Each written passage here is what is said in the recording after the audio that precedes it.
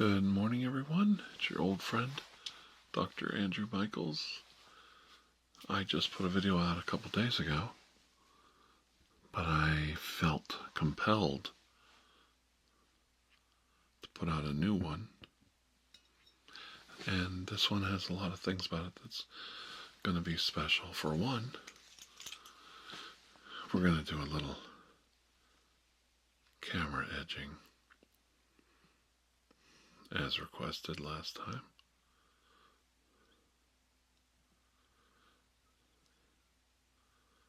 There's going to be a lot of that.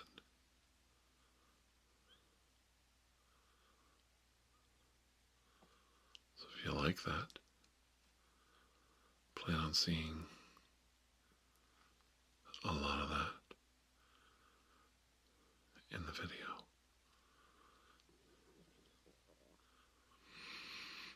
Hope you like that.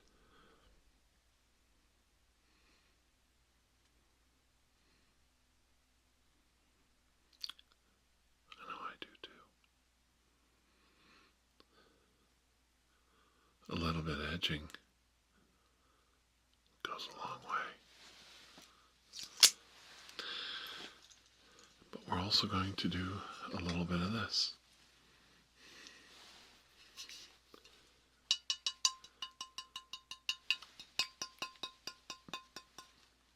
Steel Worldwide probably wouldn't lower himself to drink this.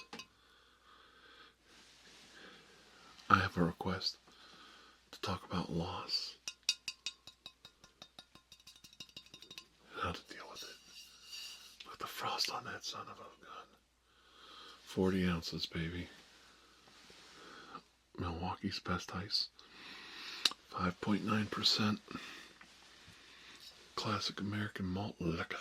This is actually beer, I think. I can't get it off. Fingers are wet.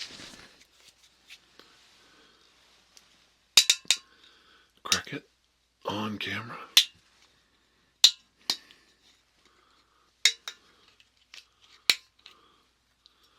Labels out.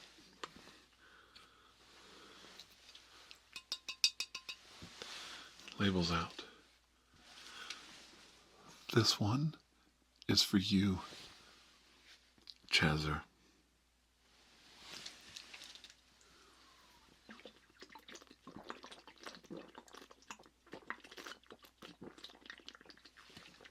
Oh, sweet nectar of the gods.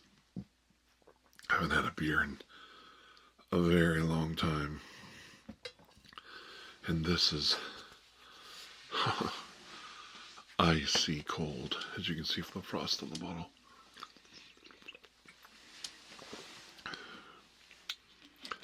How do you deal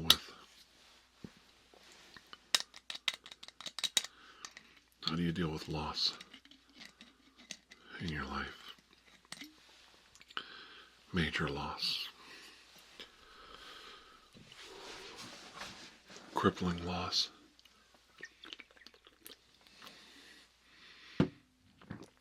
The loss of a precious loved one. How do you go on?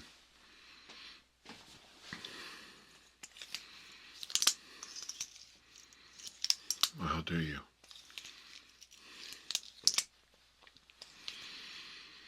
I talked to a dear friend about that this morning in preparation for this video, and I pointed out something very important. We are communal creatures, human beings. Like dogs, we're a pack animal, a tribal animal. Like bees and ants, the colony, the group. The group strengthens the individual. The individual B, he can fight. He has defenses. But generally speaking, he's weak. Easily defeated by himself. That goes for ants too. But together, as a unit, as a tribe, as a colony, as an army,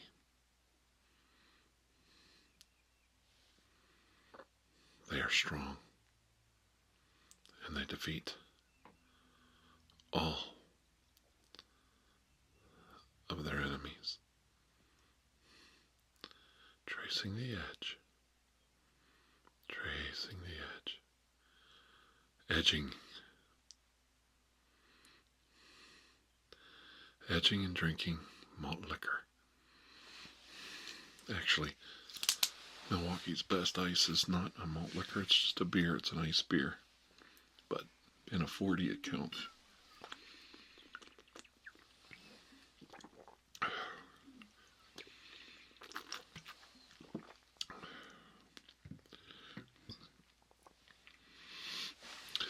That cohesiveness of the group, of the colony, of the tribe, that's how you keep going. You're not alone in your loss. We all will experience massive amounts of loss in our lives. Birth and death are just part of life, not just for human beings, but for all life. And we all have it coming.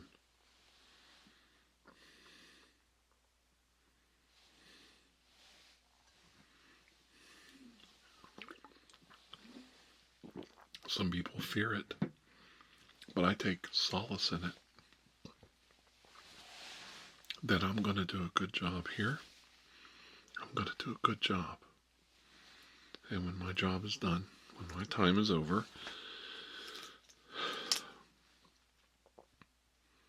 I can accept my fate because I did the best I could with what I had to work with. I had a lot of love and support of my family, my friends, the people I've gotten to know over the years. And that includes people like you. Yes, you. And you. And you. You. You.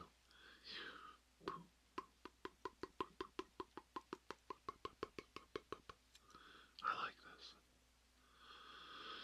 I know it's a silly trigger, but the title is too good to ignore. When you lose somebody, it's literally like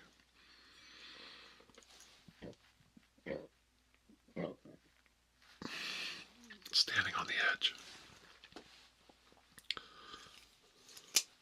When you lose somebody, it really, truly is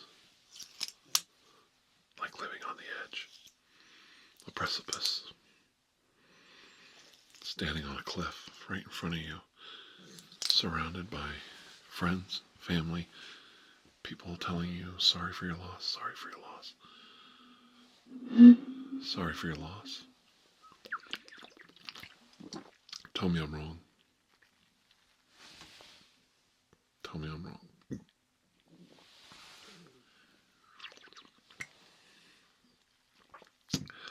And over, you're kicking yourself, second guessing every step you made. Could I have done this differently? Should I have said that? Should I have done this? Should I have done that?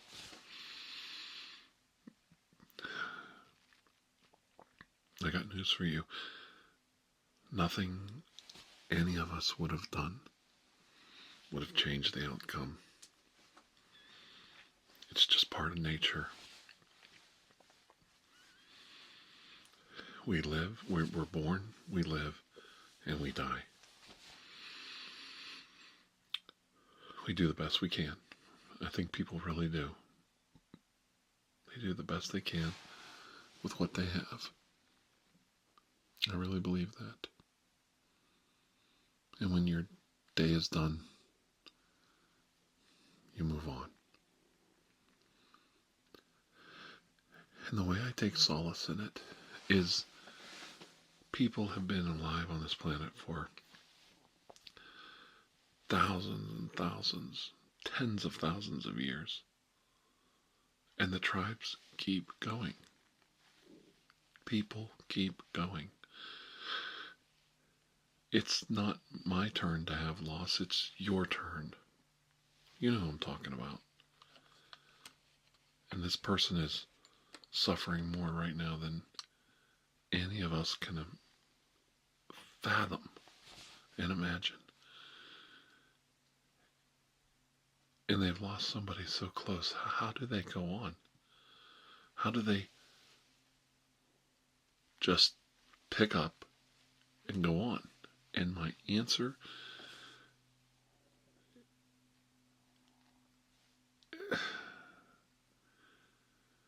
they can't see a way forward because of their own personal experience. My personal experience is not theirs, but my personal experience from my past experiences, from everything I've read, everything I know, everything I've studied, everything I've experienced about love, life, and loss is that, hey, that guy,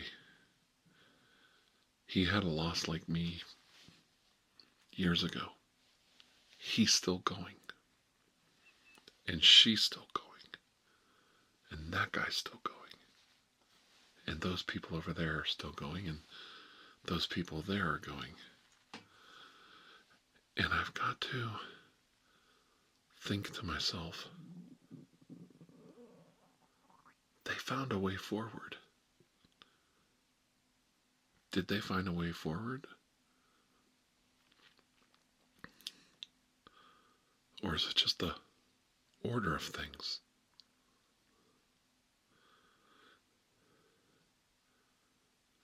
You just go forward.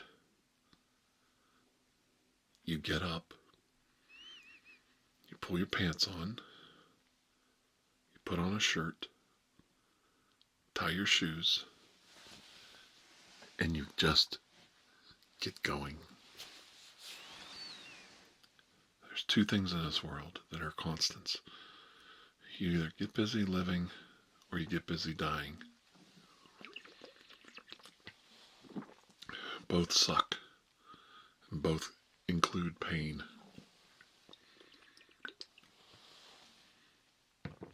And both have their own rewards. It's up to you to decide when and where you're going to step off that ledge, reverse course, and get busy living again. And you know what? Every smart-ass wise man, every sage, every priest, and every critic, they've got all the answers. But at the end of the day, only you can make that decision to get up and continue moving forward again.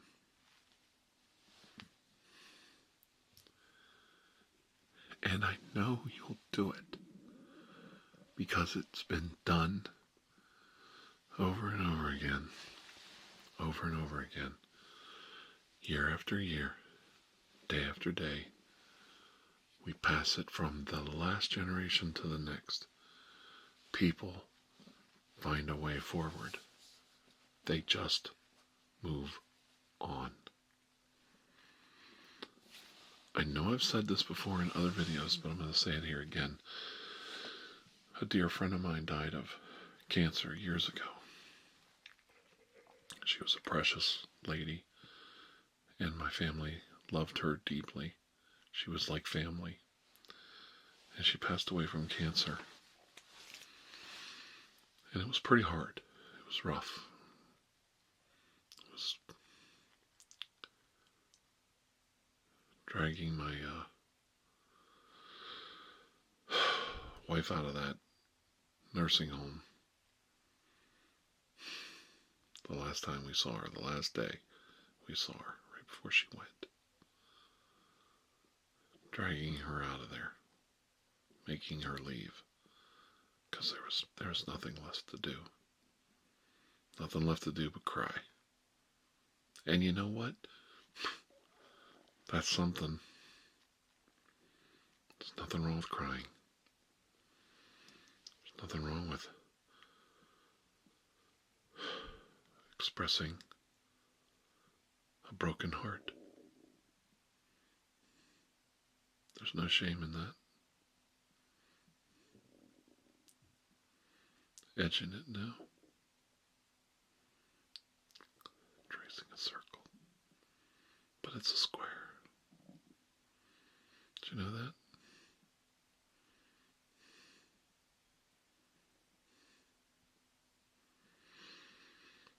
And I was so sad.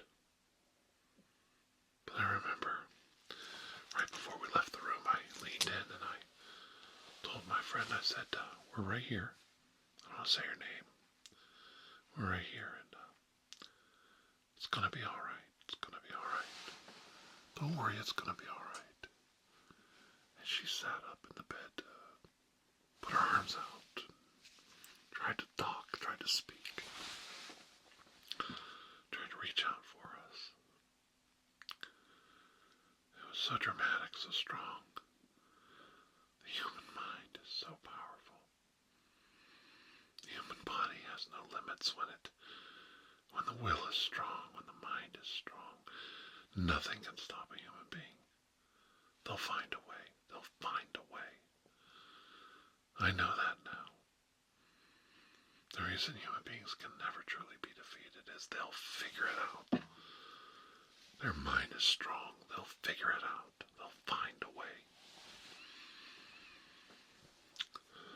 They'll always find a way. We're survivors.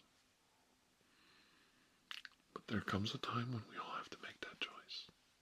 That decision to just pass through the veil. And my friend did that. And I was sitting with a minister, our minister.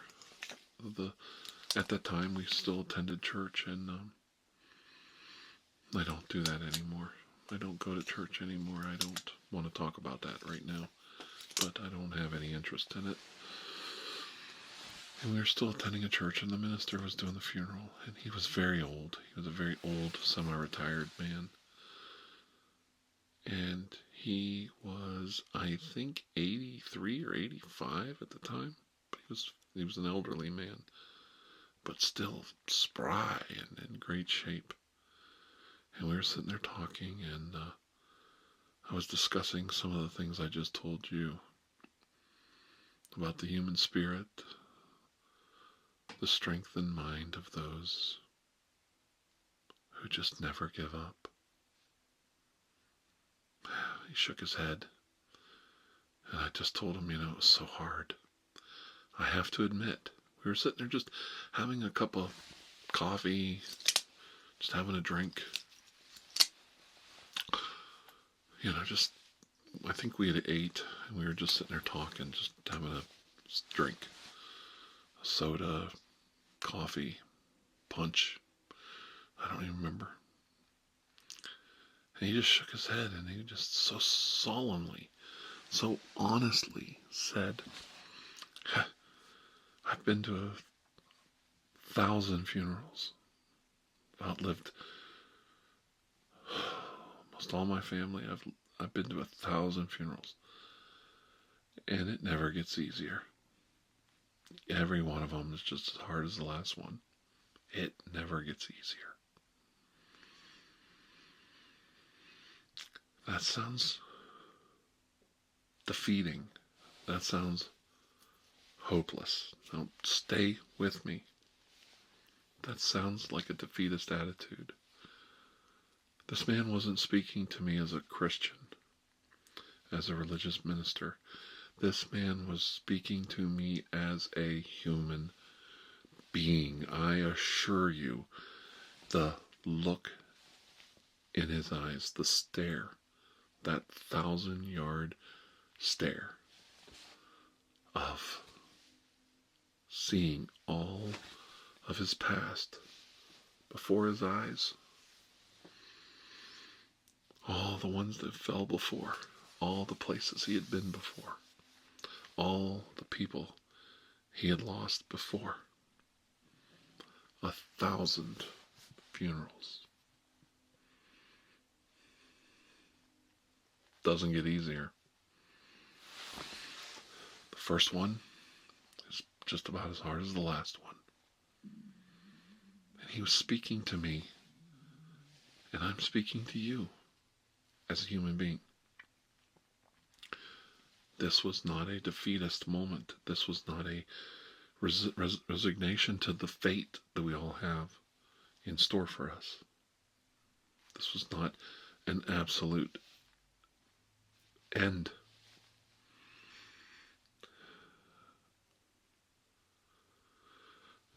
What he was saying as a human being, he didn't play the, oh, she's in a better place, she's in heaven now.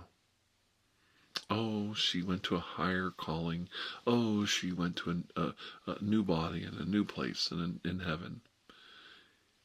He did not speak to me as a minister of Christian religion. He was speaking as a human being, and this is important because he said it never gets easier. He just shook his head. The resignation, the acceptance. How many times has he had to admit that to a fellow human being? A man of the cloth. Give him credit. Give that man credit for speaking the honest truth. It never gets easier. Now, this dear friend of mine asked me to do this, and he picked a doozy of a time.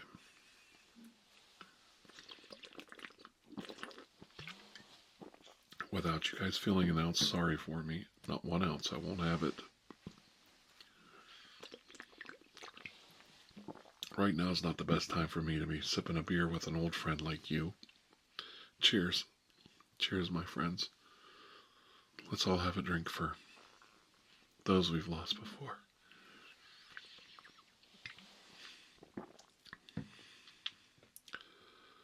But I've had some loss in my life lately, and it's not been easy, and it's been hard.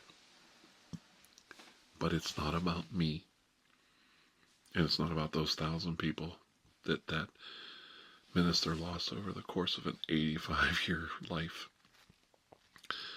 Losing only 1,000 people in 85 years. I think I'd take that if I was a minister. I would think the number would be higher. That's just the way I think. I don't know how he does it. I don't know how they do it, but they're called to do it, so it's their calling. It's more than a job, it's a calling. They feel the need to help and love their fellow man. Now, I may not have much use for religion anymore, but I have respect for people who do the job well and care about other people. I care about my audience, all of you. I care, so you can't judge these men on that. You can't judge people on that. And what he was telling me, and what I'm telling you is, going to say it the way he did it. I've been to 1,000 of these. 1,000 funerals.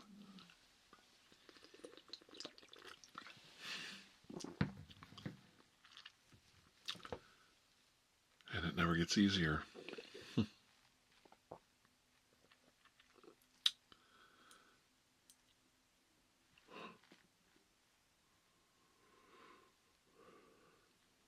But he did it.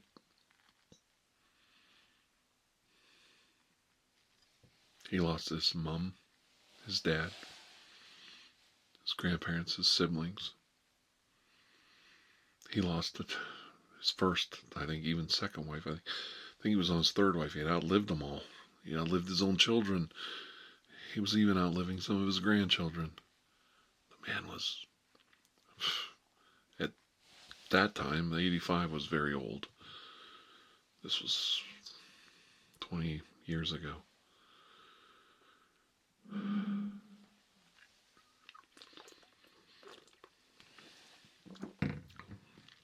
Not so big a deal now, I guess, when Grandma's 100 and my own parents are older than him now. I got my own parents still alive. And I miss them. I don't see them as often as I'd like.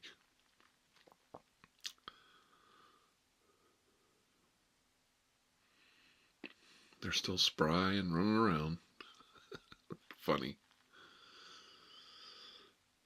But the point is, and I'm hoping this helps my dear friend who's watching right now, I don't know the way forward for you.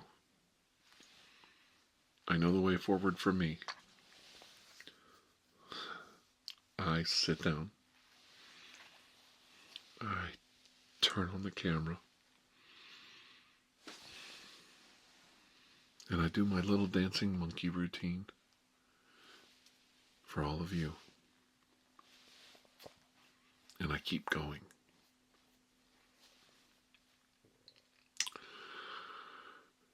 The way forward for that minister was he shook his head. I've shook my head 1,000,000 times. And you get up off your lazy ass and you get to work. You get to work. And I know it sucks to be blunt, but sometimes that's what all you have left. Sometimes in my life, when great tragedy and great horrific events have happened to me that I've had to live through, I've had some real health scares. I'm in really great shape and I'm really healthy, but I got a really bad infection last year, and it was complicated by 2 other health issues, and I was on antibiotics for a month and a half. I probably never told anybody this, and I was sick, and still I only missed like 2 days one time and then another 2 or 3 days the second time around. It took a while to get rid of it with antibiotic, and the reason I'm telling you this now is I was driving myself crazy inside my head. I didn't know what to do. I didn't know where to go. I didn't know what to talk about. I didn't know. I was just destroying my personal relationships. I wasn't taking care of things. I wasn't being a good person to people around me. But the one thing that kept me going was I had my work.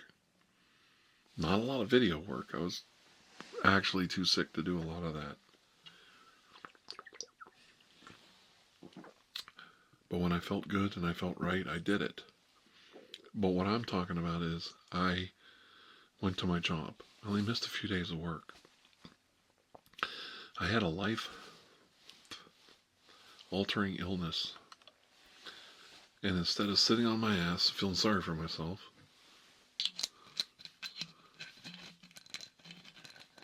I went to work. I got up off my lazy ass and I went to work. And nobody would have faulted me if I would have called off sick for a week with what I had. But I got my ass to work. I'm no hero. It's not heroic. I'm no hero. And I'm not even a role model.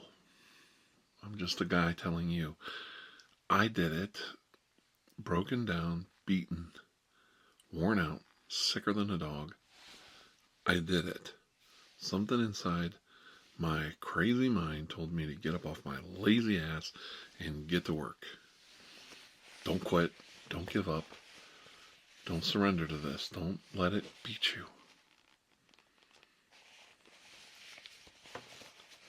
And if I did it, and others do it, you can do it too.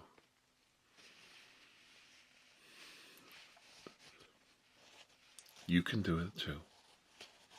And you know who I'm talking to right now. You can do it too. Okay?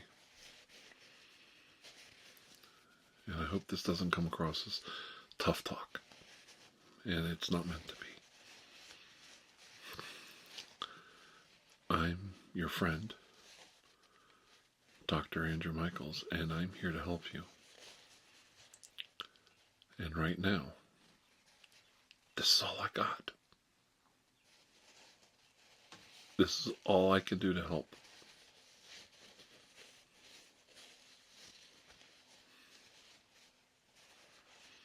I'm not the guy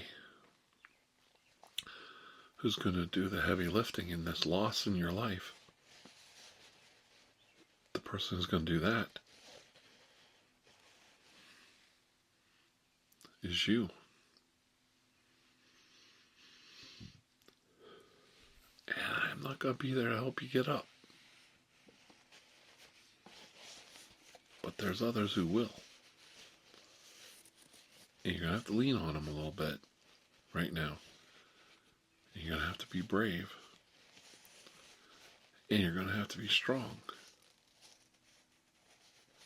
And you're not going to let this beat you. Are you? Because just like everyone that came before you, everyone, for thousands and thousands, tens of thousands of years before you, they got up. You get up. Get up.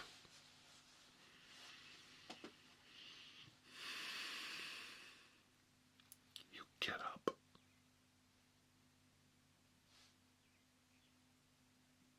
I can feel it.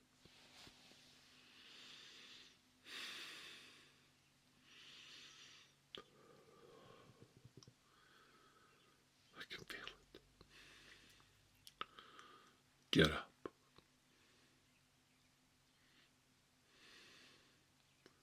We don't have a choice.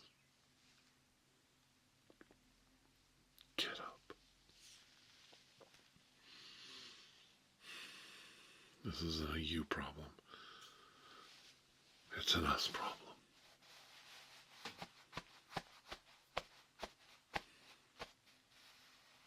You gotta get up. Get busy living. You don't have a choice. We, us, all of us, and you, we don't have a choice.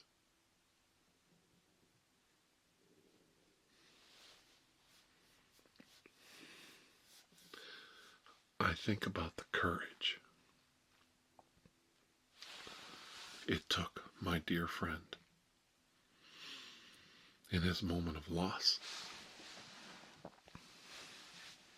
watching the person he loved the most in the whole world fade away.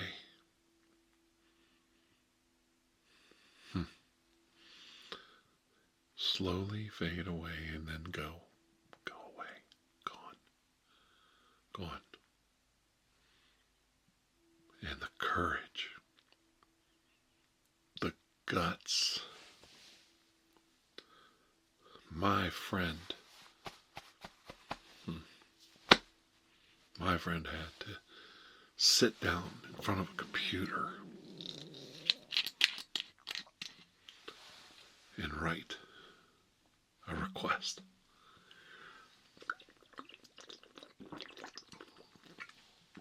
Asking me to stop what I'm doing and help them.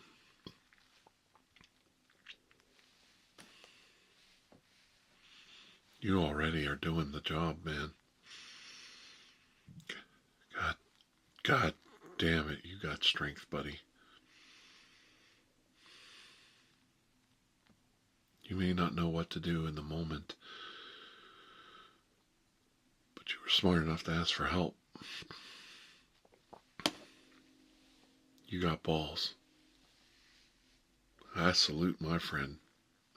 Cheers. Cheers, my friend. You think you don't know what to do in the moment? You're a better man than me. I'd have been on the floor.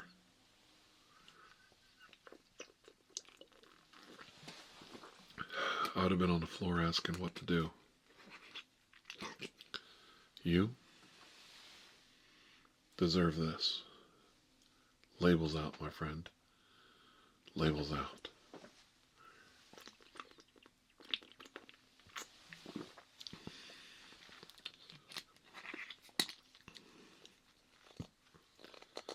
Do you guys understand where I'm going with this? My friend asked for help, and they're already there.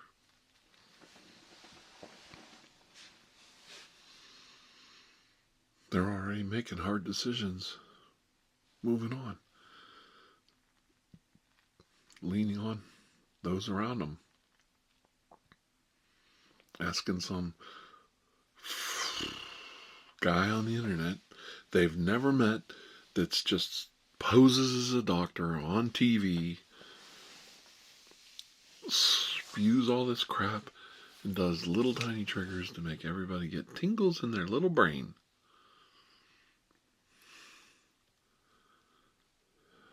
I'm not making light of it. He asked me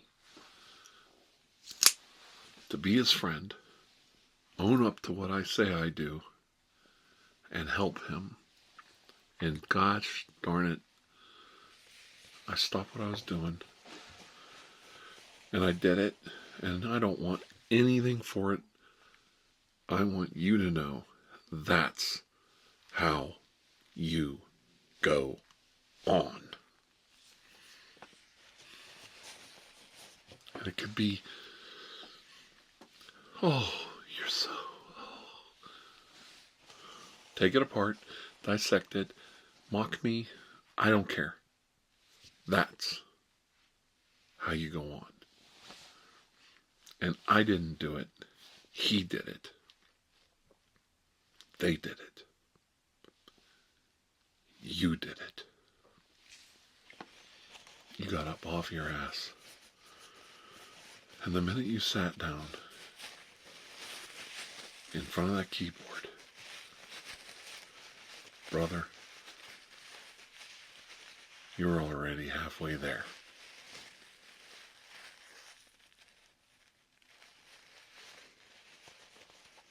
How many times I have to tell you I'm proud of you?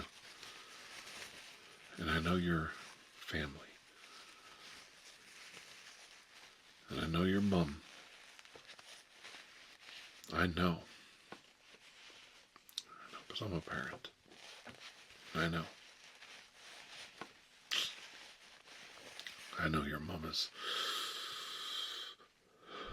proud of you too. Takes guts, brother.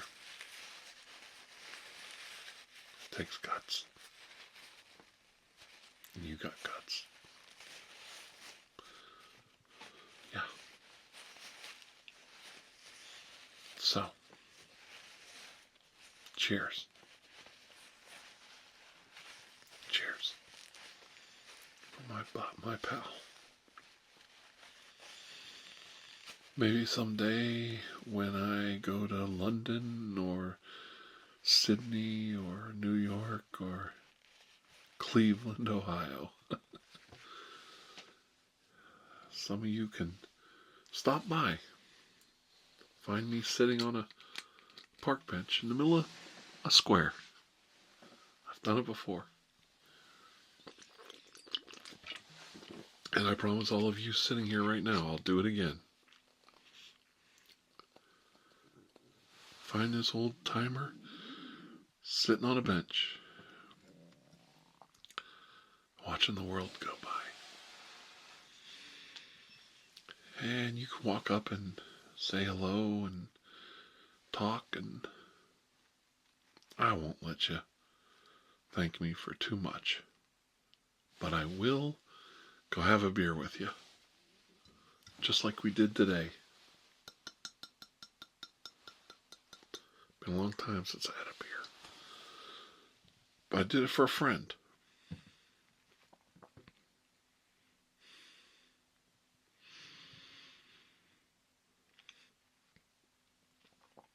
It felt good to sit down and have a beer with you today. I remember the last time I sat with friends and had a beer in London at this little tiny pub, and gosh, we had such a good time. The Lord of ASMR was there, and all these really cool people, and I love each and every one of them. And I think about each and every one of them every time I think of London. And I miss them so much. And we were just friends. We just met for the day and had a couple of beers and some chips with my wife and daughter. My little girl just had the best time. My little girl got to sit in a pub with a bunch of cool English men and women and have a beer, a drink, if you will. Just what an experience. And I got to thank each and every one of them. And they have no idea how often I think of them, how much I think of that day. And there's been other times when I met friends in London and Cleveland and Columbus, Chicago. I think about my friends. I miss them. But you're all right here. You know, that helps too. We could be a million miles away, a lifetime away from each other, but all of them, all of you, are still right here. Or, no, right here. My heart's over here.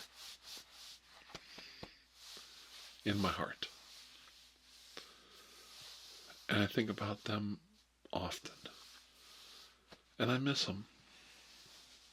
As weird as that is, I miss my friends. And I miss my loved ones. But they're in my heart. And I go back to that day often, and I think of all of them. And I want them to know that it meant a lot to me. It was a big deal.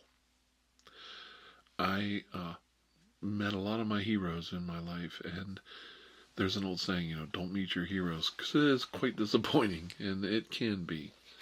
But you know what? I always think to myself, my heroes are human beings just like me.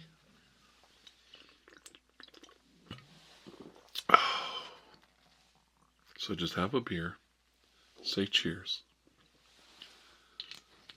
Don't judge them too harshly.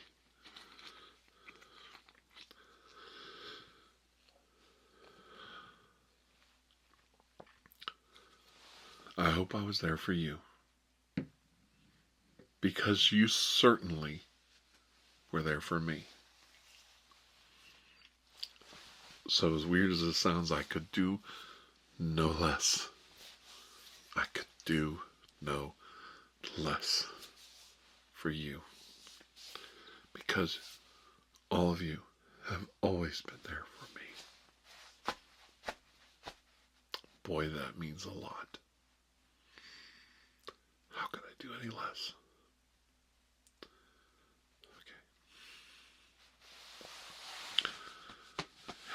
Okay. That's it. That's about it. These are not easy to do.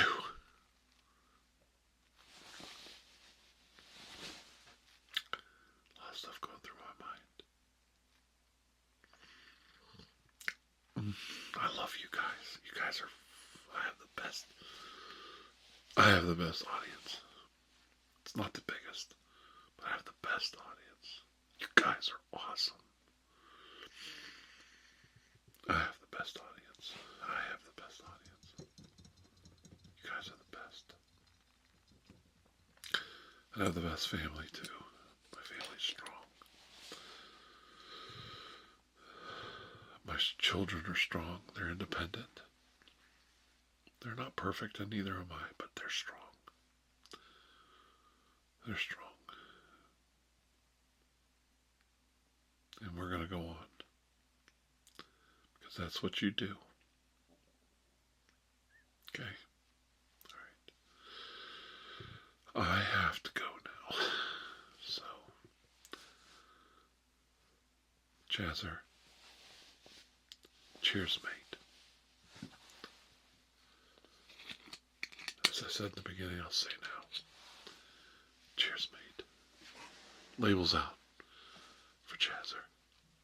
Do you hear me? Everyone. Labels out for Chazzer.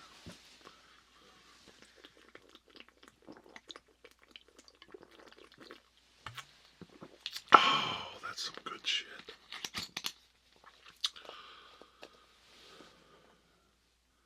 Till I see all of you again, please have a most blessed day.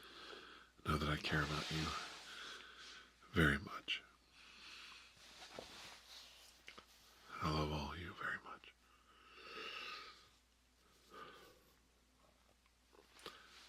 I have the best audience.